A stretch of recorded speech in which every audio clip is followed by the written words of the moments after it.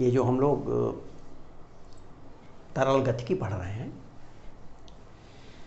Stock के नियम में मान लीजिए कोई गोला है, कोई वस्तु है जो किसी भी माध्यम में गिर रही है, ये शान माध्यम है।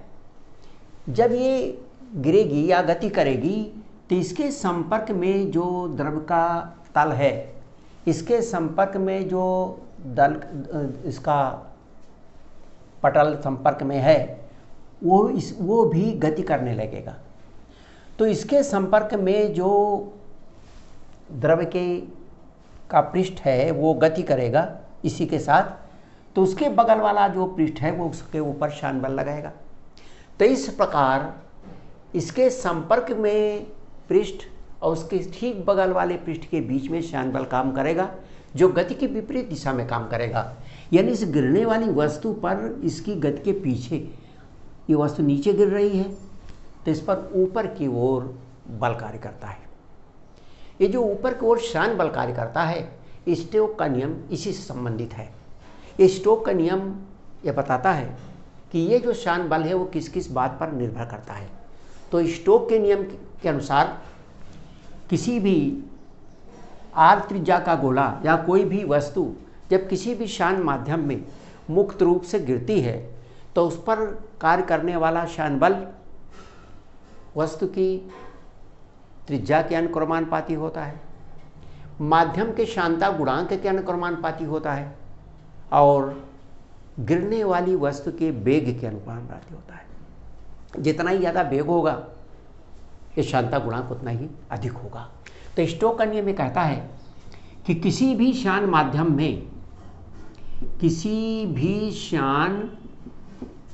माध्यम में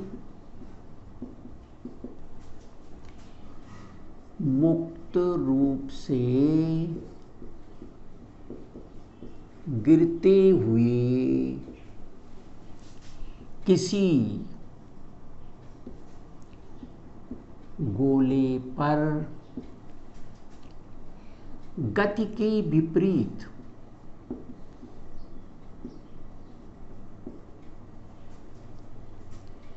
कार्य करने वाला शान बल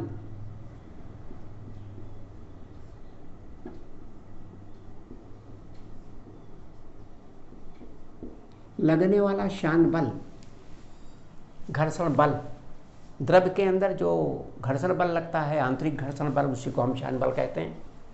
तो किसी गोले पर गति के विपरीत लगने वाला शान बल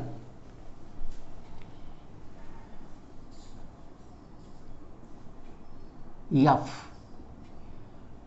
नंबर 1 माध्यम के शानता गुणांक F नंबर 1 माध्यम के शांता गुणांक, नंबर 2 गोले की त्रिज्या,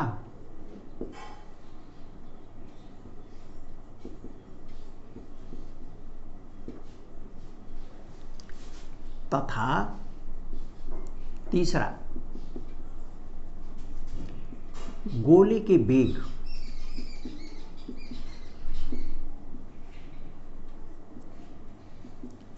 के अनुक्रमानुपाती होता है।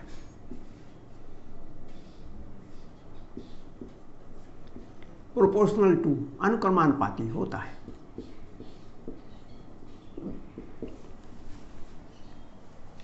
हम इसको मैथमेटिकली कह सकते हैं शान बल F अनुक्रमानुपाती माध्यम का शांता गुणांक, गोले की त्रिज्या और गोले का वेग।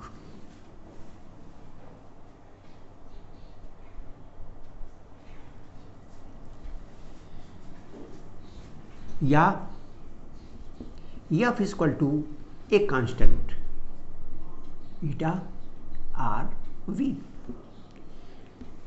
यह कांस्टेंट एक्सपेरिमेंटली इसकी वैल्यू 6 पाई आती है और इसलिए F equal to 6 pi eta R V Newton.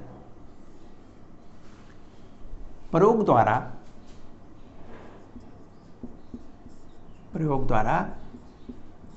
k equal to 6 पाई। यह है स्टोक का नियम। स्टोक के नियम के लिए शर्त यह है कि ये जो माध्यम है ये अनंत विस्तार का माध्यम होना चाहिए। वो छोटा माध्यम ना हो, अनंत विस्तार का माध्यम हो। और दूसरे, ये जो गोला है, इस गोले का जो वेग है वो बहुत अधिक ना हो कि ये जो वेग है इसका धारा रेखी ना होकर विक्षुब्ध हो जाए। ये जब गिरे तो इसके संपर्क में जो पृष्ठ है, जो द्रव का जो तल है, उसका वेग धारा रेखी रहे। तो ये धारा रेखी गति से संबंधित है। इसलिए वेग बहुत ज़्यादा होगा तो धारा रेखी नहीं होगा, और उस स्थिति में फिर ये नियम पूर्णतः लागू नहीं होगा। तो ये तो हुआ स्टोक का नियम। अब ये स्टोक का नियम इतना होता है, ये संबंध है, इसको प्रूव करने के लिए हम बीमीय विधि का सहारा लेते हैं। इसको हम प्रूव कर देते हैं कि हाँ ये संबंध ही होगा, यही संबंध सही है। हम बीमीय विधि का सहारा अगर लें तो हम इसे सिद्ध कर सकते हैं। प्रूफ, इसका प्रूफ क्या होगा, उत्पत्ति क्या होगी। मान लिया कि जो हमारा F है शान बल, वो इक्वल टू K ईटा की पावर A R की पावर B और V की पावर C पर निर्भर करता है। ये हमने मान लिया कि यही संबंध है। हमको ये सिद्ध करना है कि इसका जो A B C का मान हो 1 होगा, अर्थात संबंध ये होगा। ये संबंध निकालना है बीमा रखने पर रख दिया बीमा। F बल है, ml t-2 के स्थिरांक है, इसकी कोई बीमा नहीं होगी। ईटा m l-1 t-1 ये शांता गुणांक की बीमा है और इसकी घात a है। फिर r त्रिज्या है जो लंबाई में नापा जाता है और इसलिए यह है लंबाई की घात b। ये वेग है l-t-1 और इसकी घात c। हम इन घातों को एक जगह करते हैं, या m l-t-2 यहाँ हो जाएगा m और कहीं नहीं है तो m की घात a आ गया। फिर आया l की घात -a और प्लस b और plus c, -a plus b plus c। फिर बचता है t की पावर -a यहाँ है, t की पावर -c यहाँ है, t की पावर -a और -c। सभी घातों को हमने एक जगह कर लिया। अब हम उनकी वैल्यू निकालते हैं।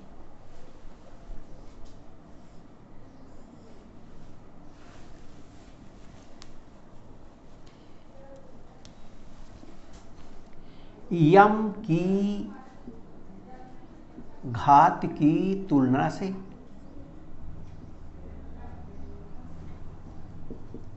अगर m की घात की तुलना हम करें तो दोनों पक्षों में घात बराबर होनी चाहिए। इधर m की घात a है और इधर m की घात 1 है और इसलिए a = 1। तो इसका मान हमें ज्ञात हो गया, a का मान ज्ञात हो गया। अब लेते हैं हम t की घात, क्योंकि इसमें 1 था जो वेरिएबल है और इसमें 2 वेरिएबल हैं, इसमें 3 है। तो पहले हम ये 2 वेरिएबल वाला ले लेते हैं।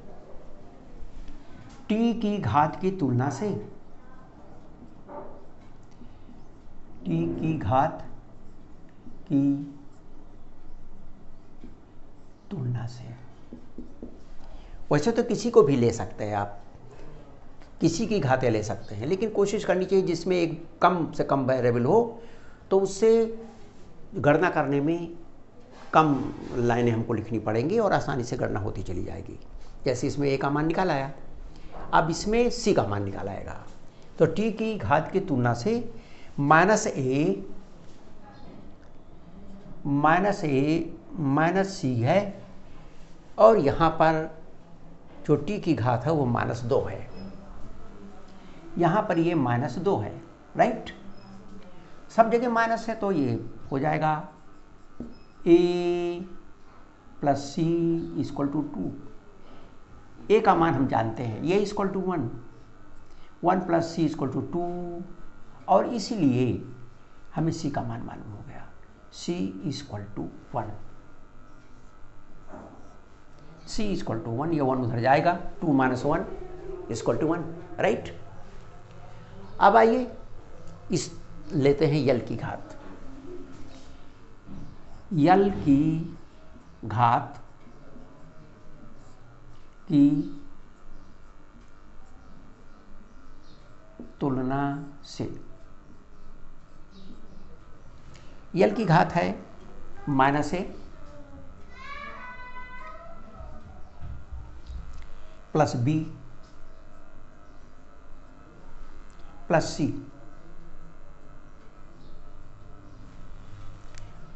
ये यल की घात है, -a प्लस b प्लस सी, और इधर यल की घात 1 है, या -1 a equal to 1 plus b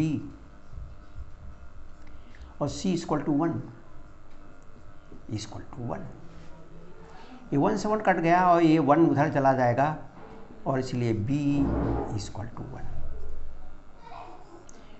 तो हमें सारे a b c जो अज्ञात राशियाँ थी उनके मान ज्ञात हो गए, और इसीलिए संबंध ज्ञात हो गया, इसलिए f equal to k eta to the power 1 r to the power 1 and v to the power 1। तो इस तरह से इसको हम बीमीय विधि से ये सिद्ध भी कर सकते हैं कि जो संबंध है ये यही होगा। ये तो हुआ स्टोक का नियम। हमने देखा कि इस स्टोक के नियम में जो ये श्यान बल कार्य करता है वो गति के पीछे काम करता है। अगर ये नीचे को ना आता, ऊपर जाता, तो श्यान बल नीचे को काम करता। अब यहाँ हमें निकालना है सीमांत वेग। सीमांत वेग, सीमांत वेग कहते हैं कि जब ये वस्तु गिरती है तो इसमें त्वरण रहता है, गुरुत्वीय त्वरण के कारण इसका वेग बढ़ता जाता है। बढ़ते बढ़ते बढ़ते बढ़ते एक वेग स्थिति ऐसी आ जाती है कि वो वेग महत्तम हो जाता है और फिर स्थिर हो जाता है। उसी महत्तम स्थिर वेग को हम सीमांत वेग कहते हैं। तो सीमांत वेग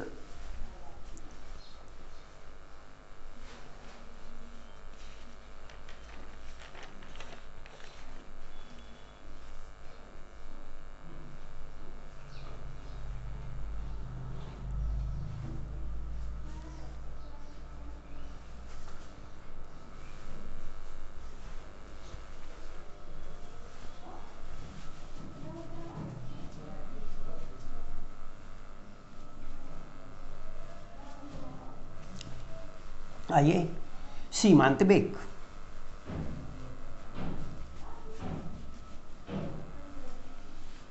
किसी भी श्यान माध्यम में मुक्त रूप से गिरते हुए किसी भी वस्तु के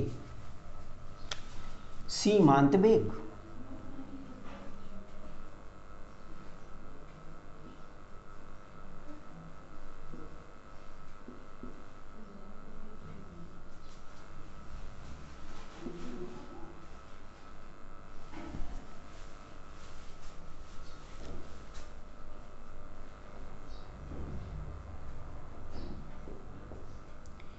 सीमांत वेग, टर्मिनल वेलोसिटी।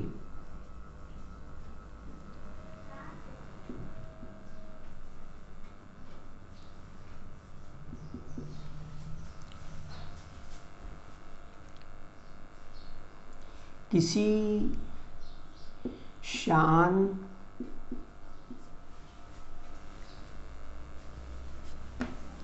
माध्यम में मुक्त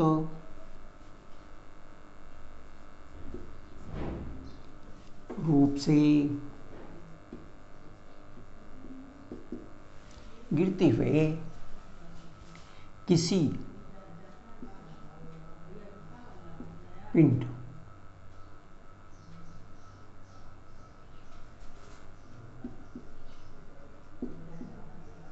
का अधिकतम नियत वेग को सीमांत वेग कहते हैं।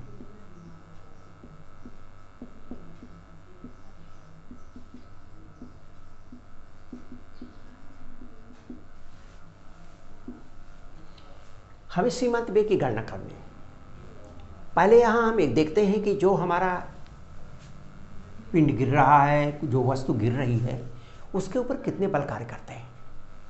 अगर आप ध्यान से देखें तो इसका एक अपना भार है W, भार W, जो बराबर है आयतन गुणे घनत्व और गुणे गुरुत्वीय त्वरण mg, और इसके ऊपर उत्प्लावन बल लगता है जो ऊपर को काम करता है। ये उत्प्लावन बल है U, अपथ्रस्ट, ये अपथ्रस्ट बल है, ऊपर को कार्य करता है।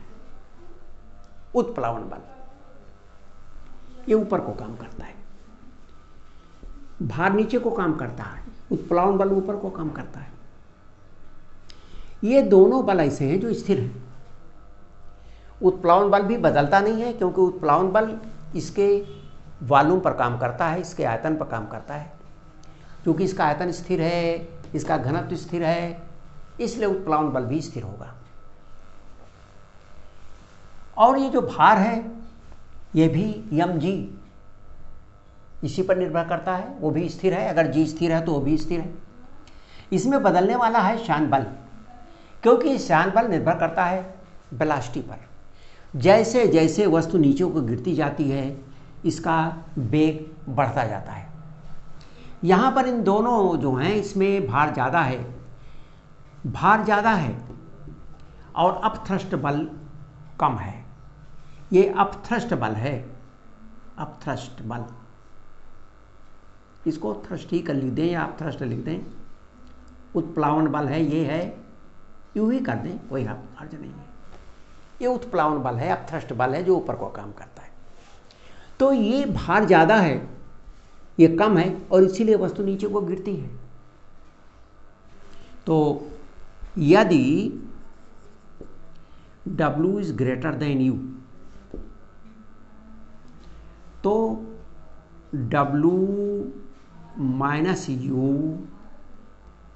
ये इसका नेट, ये स्थिर बल जो है, नेट स्थिर बल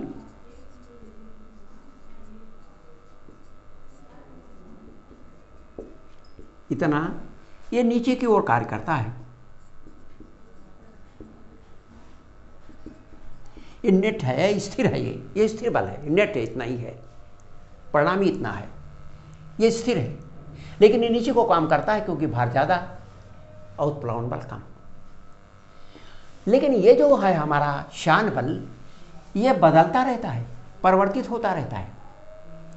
जैसे जैसे ये परिवर्तित होता जाएगा, इसका मान बढ़ता जाएगा, वैसे वैसे शान बल का मान भी बढ़ता जाएगा। और शान बल ऊपर को काम कर रहा है, ये परिणामी बल नीचे को काम कर रहा है, ये शान बल ऊपर को काम कर रहा है। तो इसके ऊपर दो बल कार्य कर रहे हैं, एक नीचे को और ऊपर को। जिस समय इसका वेग इतना हो जाए कि श्यान बल ठीक इसके बराबर हो जाए।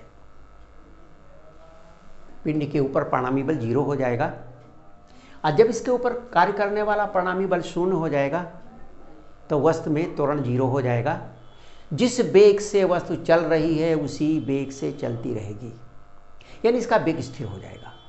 अब उसका वेग बढ़ेगा नहीं, स्थिर हो जाएगा। वस्तु रुकेगी नहीं, जिस वेग से चल रही थी उसी वेग से चलती रहेगी। जड़त्व का नियम है कि कोई भी वस्तु जिस वेग से चल रही है उसी वेग से चलती रहेगी। अगर उस पर कोई बाह्य बल ना लगे, तो जब इसका बाह्य बल 0 हो गया, उस समय वो जिस वेग से चलते हुए बाह्य बल 0 हुआ, उसी वेग से वो नीचे को गिरती जाएगी। हम उसी को सीमांत वेग कहते हैं। तो सीमांत वेग अधिकतम बल है, उससे ज़्यादा आगे बढ़ेगा नहीं बल, क्योंकि उसी पर इसके ऊपर कार्य करने वाला परिणामी बल 0 हो जाएगा और वस्तु एक स्थिर वेग से नीचे को गिरेगी। हम उसे सीमांत वेग कहते हैं। तो सीमांत वेग की गणना करने के लिए जो बल काम करते हैं पिंड पर, गोले पर, वो कौन कौन से हैं? तो गोले का भार W, गोले का भार W बराबर गोले का आयतन, गोले का घनत्व और G। गोले की त्रिज्या R है 4/3 पाई r³, आयतन हो गया, ये रो हो गया, और आगे G। ये गोले का भार है W, ये नीचे को काम करता है, नीचे की ओर।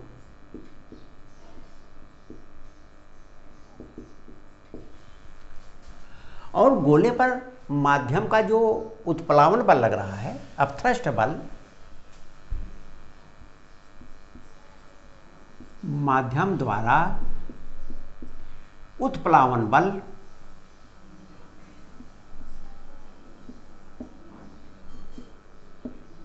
U, यह बराबर है वस्तु का आयतन माध्यम का घनत्व इंटू G। हटाए गए माध्यम के भार के बराबर उत्प्लावन बल होता है। किसी भी वस्तु पर रहने वाला उछाल बल, उसके द्वारा जितना माध्यम हटाया जाएगा उसके भार के बराबर होता है। तो ये जितना इसका आयतन है उतना ही माध्यम को हटाएगा। तो इसका आयतन V है तो V के बराबर माध्यम को हटाएगा। अब माध्यम का घनत्व से गुणा कर दें तो माध्यम का द्रव्यमान आ जाए, और माध्यम G से गुणा कर दें तो हटाए गए माध्यम का भार आ जाए।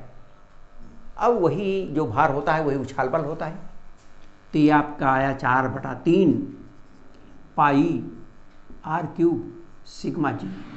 ये ऊपर को काम करता है, उत्प्लावन बल है।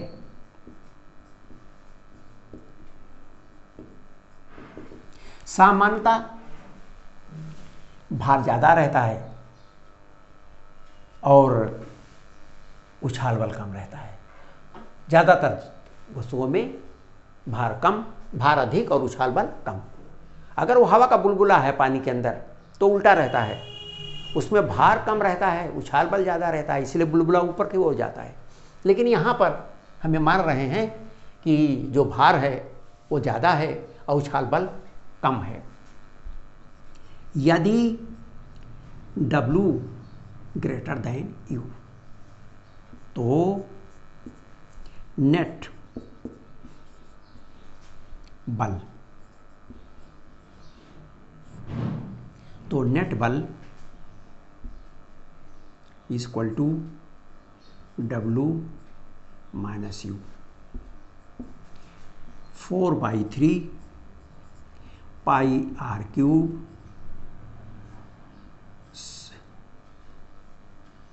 रो माइनस सिग्मा इंटू G।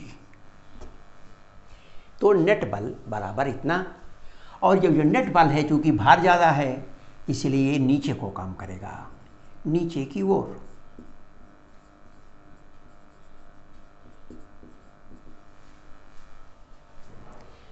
ये जो नेट बल है स्थिर है, इसमें परिवर्तन नहीं होगा, उछाल बल में भी और भार में भी।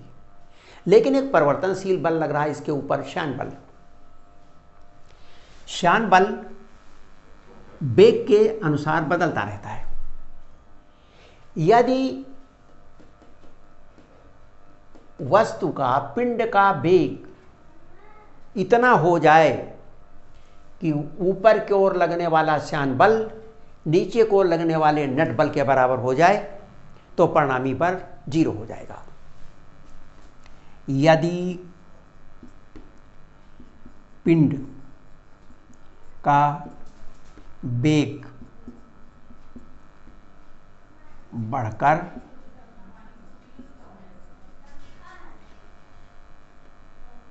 इतना हो जाए कि श्यान बल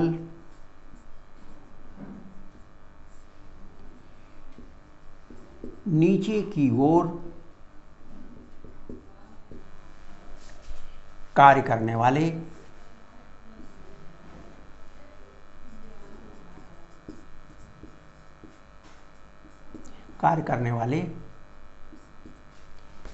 नेट बल के बराबर हो जाए।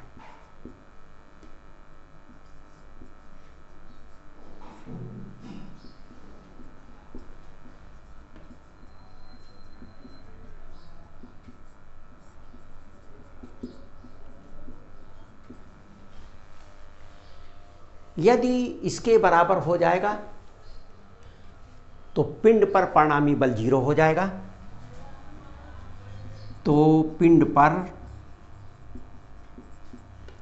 परिणामी बल 0 हो जाएगा।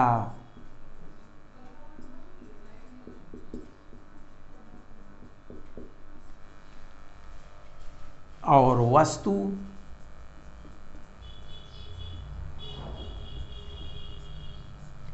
वस्तु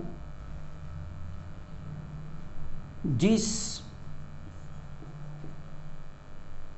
वेग से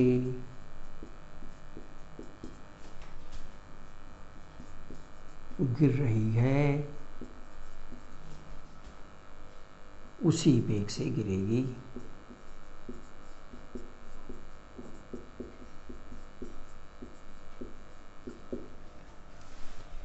इसी को, इस स्थिर वेग को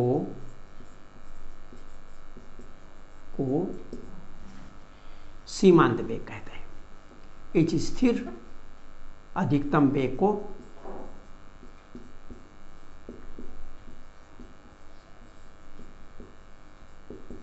सीमांत वेग कहते हैं। सीमांत।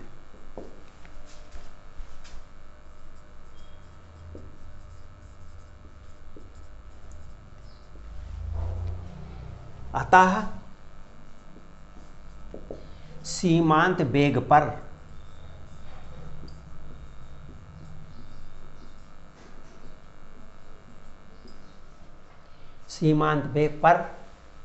श्यान बल F = W - U,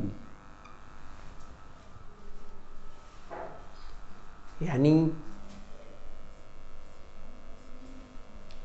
6 पाई eta r V2 = 4/3 pi r³ ρ - sigma × g, जहां पर BT सीमांत वेग है, जहां पर BT ही सीमांत वेग है। और इसलिए सीमांत वेग का मान हम यहां गणना करके निकाल लेते हैं।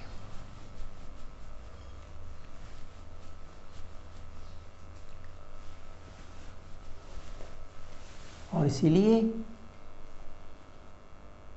सीमांत वेग BT, इसलिए सीमांत वेग BT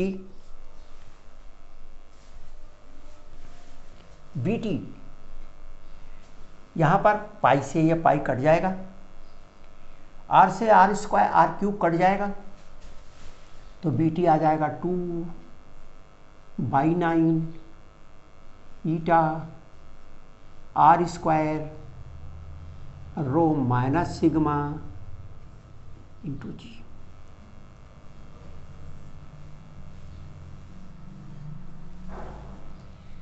जहाँ पर आर गिरने वाली वस्तु की त्रिज्या है, रो और सिग्मा हमें पता है कि जो रो है, जहाँ रो पिंड का घनत्व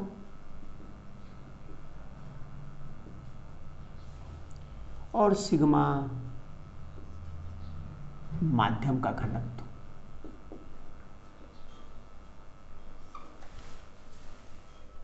यह होगा सीमांत वेग, कि कितना सीमांत वेग होगा। सीमांत वेग के बहुत सारे उदाहरण हैं। जो पैराशूट होता है, ऊपर से जब कोई आदमी लेकर कूदता है या पैराशूट से कोई सामान गिराया जाता है, तो पहले वो तेजी से गिरता है क्योंकि वो गुरुत्वीय त्वरण से गिरता है। लेकिन जैसे वो उसके अंदर हवा भर जाती है और वो पैराशूट खुल जाता है, फिर वो उसका वेग स्थिर हो जाता है, क्योंकि एक सीमांत वेग, एक स्थिर वेग प्राप्त कर लेता है। अब उसका वेग बढ़ेगा नहीं, उसी वेग से वो नीचे गिरता हुआ चला आता है। अगर वो स्थिर वेग से ना गिरता, सीमांत वेग उसको प्राप्त ना हो, तो फिर वो अनंत वेग से गिरेगा और नष्ट हो जाएगा।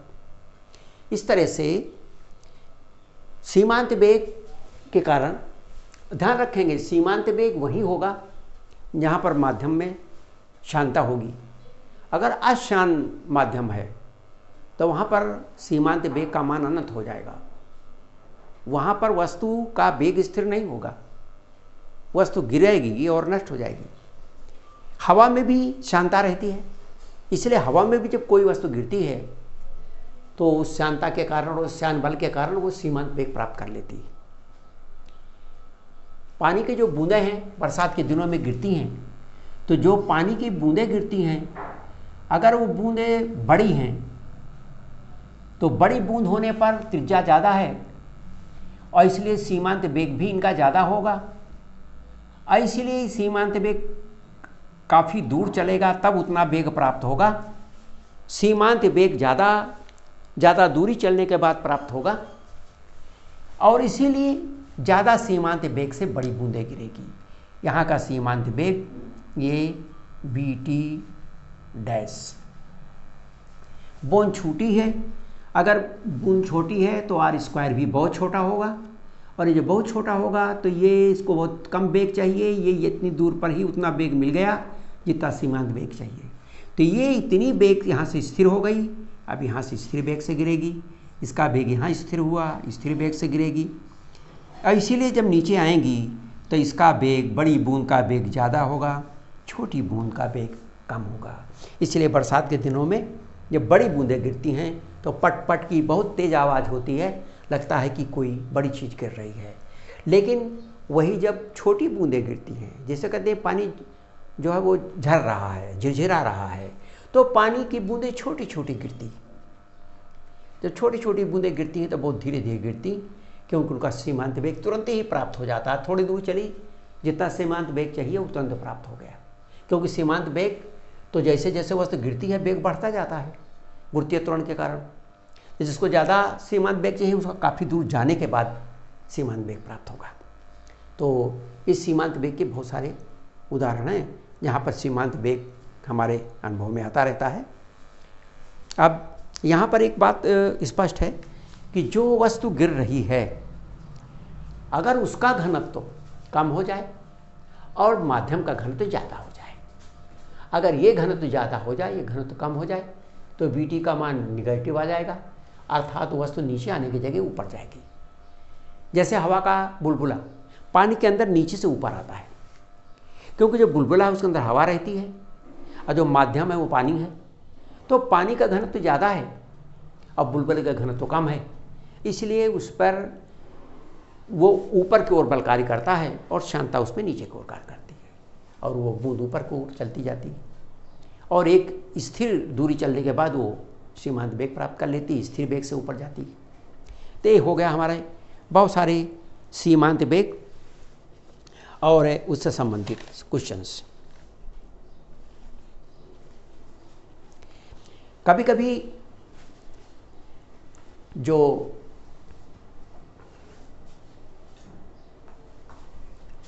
सीमांत वेग है, हमने देखा कि हाँ सीमांत वेग त्रिज्या पर निर्भर करता है, बाकी सब चीज़ें तो ये फिक्स है, स्थिर है। अगर मान लिया छोटी बूंद है, इस तरह की कई बूंदें गिर रही हैं और मिल गई आपस में, गिरती हुई बूंदें और आपस में मिल गई, तब उनकी सीमांत वेग पर क्या प्रभाव पड़ेगा? बूंदों के मिल जाने पर सीमांत वेग पर क्या प्रभाव पड़ेगा? सीमांत वेग घटेगा या सीमांत वेग बढ़ेगा?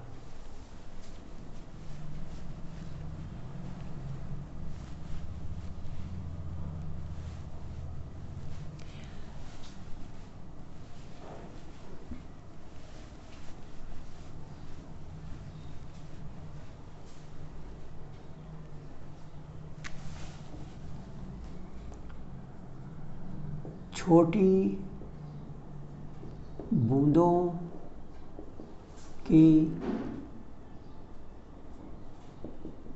जुड़ जाने पर बड़ी बूंद का सीमांत वेग।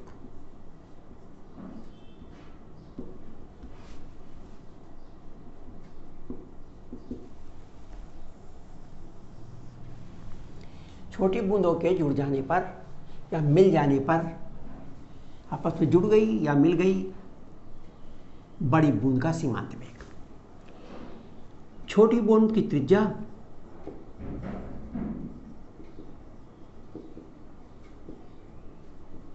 r है और इसलिए उसका सीमांत वेग, इसलिए सीमांत वेग vt अनुक्रमानुपाते r²। बूंदों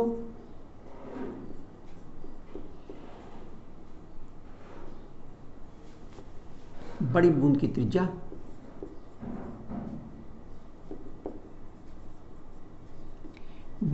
त्रिज्या r है। आयतन छोटी बूंदों का और बड़ी बूंदों का बराबर होगा। बड़ी बूंद का आयतन, छोटी कितनी बूंदें मिली हैं? मान लिया n बूंदें मिली, तो n छोटी बूंदों का आयतन है।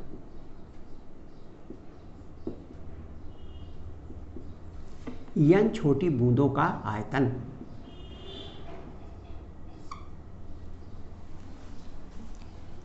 बड़ी बूंद गोलाकार बूंद होती है, स्फेरिकल है। बड़ी बूंद 4/3 पाई r³। हमने बड़ी बूंद की त्रिज्या को r माना है। छोटी बूंद n संख्या है बूंदों की, और एक छोटी बूंद का जो आयतन होगा वो 4/3 पाई r³। अब यहां पर आप ध्यान से देखें, 4/3 पाई 4/3 पाई कट गया, और इसलिए r = n की पावर 1/3 r। ये बड़ी बूंद और छोटी बूंद का संबंध हो गया। इसीलिए उसी परिस्थिति में बड़ी बूंद का सीमांत वेग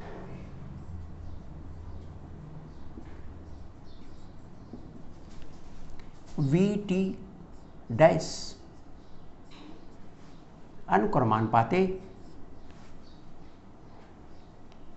r²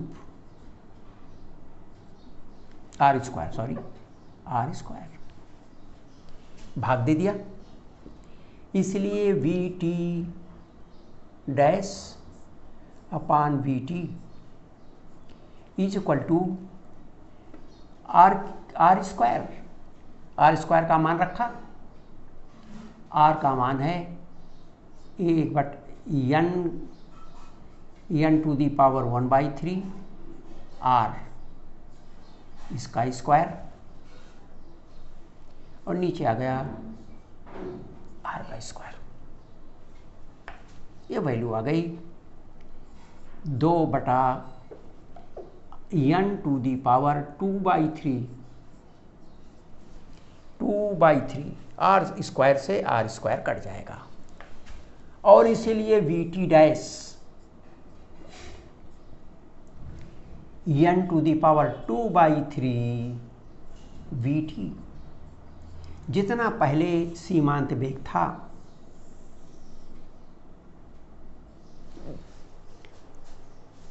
बूंदों की संख्या का 2/3 गुना होगा।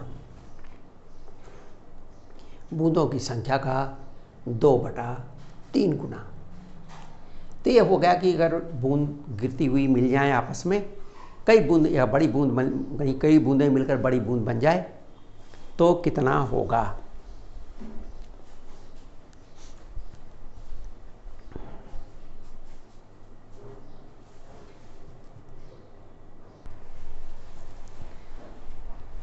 यहाँ पे दो एग्जाम्पल्स है या न्यूमेरिकल्स हैं जो इसी संबंधित है। एक तो इस स्टोक्स से संबंधित है, सीमांत वेग से संबंधित है, और एक जो इसके कल के लेक्चर में हम लोगों ने पढ़ा था श्यानता गुणांक, उससे संबंधित है। यहाँ पर इसमें हमको जो ज्ञात है वो गेंद की त्रिज्या ज्ञात है, दिया है आर का मान दिया है 2 मिलीमीटर, 2 × 10⁻³ मीटर। सीमांत वेग ज्ञात करना है, वी टी ज्ञात करना है।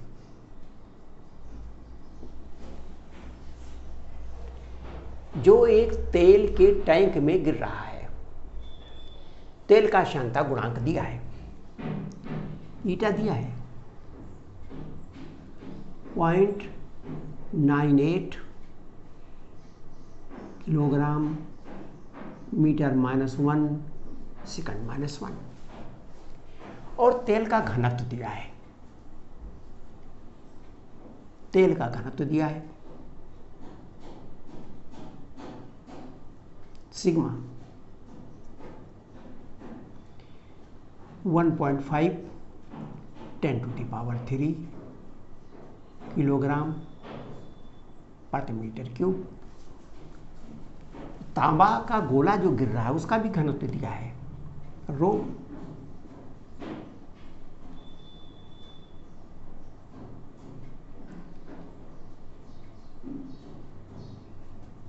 8.9 किलोग्राम प्रति मीटर क्यूब।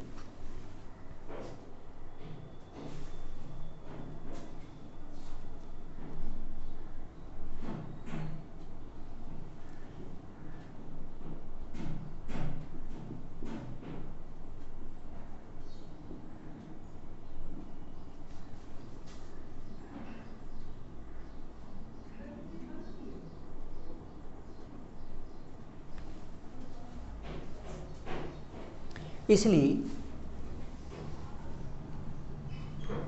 सीमांत वेग ज्ञात करो। सीमांत वेग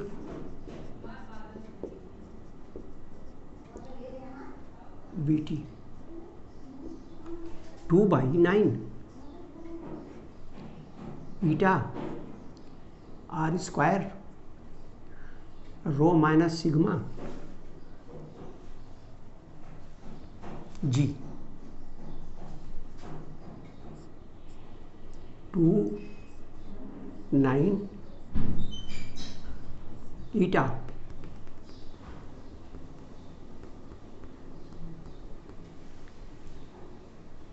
.98 आर स्क्वायर 2 10⁻³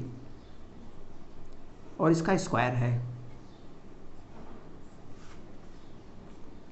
रो माइनस सिग्मा 8.9 - 1.5 इसमें 10 टू दी पावर 3 कॉमन है। 10 टू दी पावर 3 यहाँ भी है और 10 टू दी पावर 3 यहाँ भी है। 8.9 10 to the power 3, 1.5 10 to the power 3 वो बाहर निकाल दिया। फिर उसके बाद g है जिसकी वैल्यू है 9.8।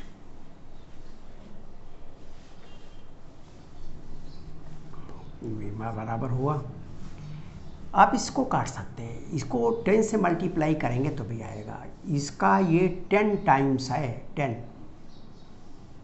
10 गुना है। यहाँ ये हुआ 2, इसका स्क्वायर हुआ 4, 10 टू दी पावर -3 का 10 to the power -6,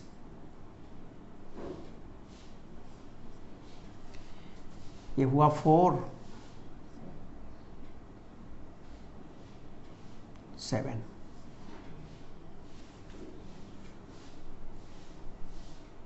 10 to the power 3, 10 to the power 4, 1 यहाँ 3 यहाँ, नीचे आया 9 and this is equal to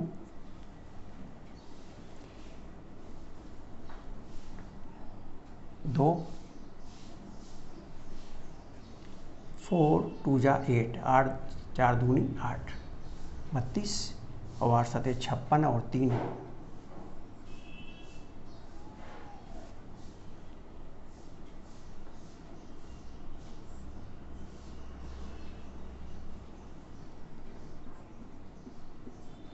10 to the power -6 में से 4 गए 2। This is equal to, therefore सीमांत वेग BT is equal to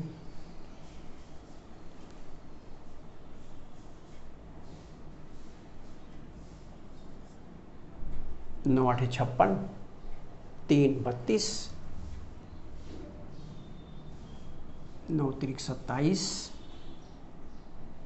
5 32 50, 9 5 45 into 10 to the power, ओहो 9 8 नहीं हुआ, ये हुआ 9 6 54, 6 9 6 54, 5 52, 52 और 9 5 45, 7 52, 9 8 72 करीब इतना आया। इतने मीटर, यानी ये हुआ 6.6 सेंटीमीटर पर सेकंड।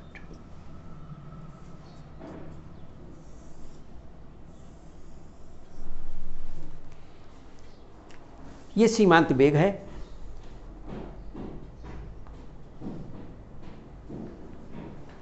ये सीमांत वेग हुआ इसका। एक क्वेश्चन हमारे पास और भी है जिसमें अभी तो क्लियर होगा मेरा ख्याल है, शायद इसमें केवल वैल्यू रखनी थी और हमने इसकी गणना कर दी। गणना करने पर ये आया, 9 से इसको भाग दे दिया, ये आएगा 9.57, उसके बाद भी 6 7 आएगा तो ये 8 हो जाएगा, ये 8 है तो ये 6 हो जाएगा, 6.6 सेंटीमीटर पर सेकंड इसका टर्मिनल वेलोसिटी है। आइए एक और देखते हैं। एक जो छोटा सा ये क्वेश्चन है,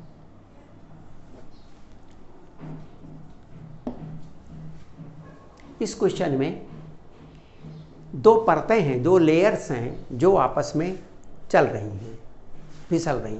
उन लेयर्स के बीच जल है, क्योंकि जल के अंदर डाला गया है तो जल का शांता गुणांक काम करता है, उन परतों को जाने से रोकता है। शांता गुणांक जल का काम करता है।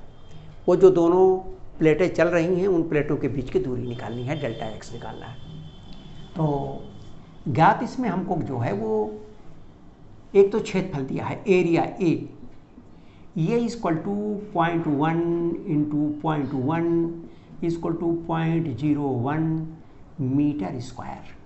ये एरिया दिया हुआ है उन दोनों प्लेटों का।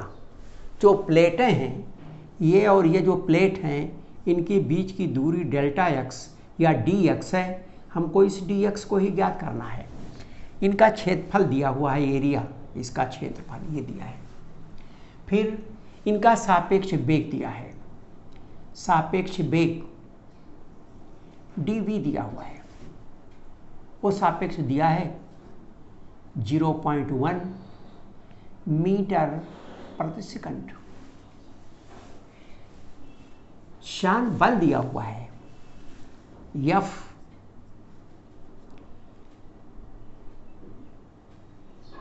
Equal to eta A dv upon dx। dx बराबर, इसलिए dx इक्वल टू, हमको dx निकालना, a बराबर हो गया ईटा A dv और फिर f नीचे आ जाएगा, dx ऊपर आ गया, f नीचे आ जाएगा। हम इनकी वैल्यू सब्स्टिट्यूट करते हैं। ईटा का मान दिया है 10⁻³ डेका पॉइज माने पॉइज, ये SI यूनिट है, SI यूनिट में डेका पॉइज ही कहते हैं। तो 10⁻³ है। ए का मान है 0.01 मीटर स्क्वायर है और dB का मान दिया है 0.1। F का मान दिया है 10⁻³ न्यूटन और इसलिए dx इक्वल टू 10⁻³ से 10⁻³ कट जाएगा। अब आपके पास बचता है 1 2 3, ऊपर 1 का गुणा 1 आएगा इंटू 10⁻³ आ जाएगा, ये -3 आएगा, 1 2 3 अपान 2, ये हो गया 1/2, यानी 1/2 का मतलब 0.5 इंटू 10⁻³ मीटर। और इसलिए परतों के बीच की दूरी, इसलिए परतों के बीच की दूरी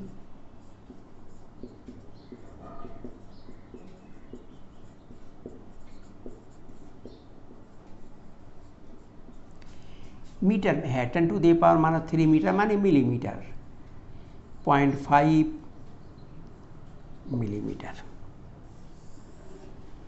दिस इज द आंसर। तो ये हो गया, ये कुछ एग्जाम्पल्स इसके हो गए। बस आज तो इतना ही।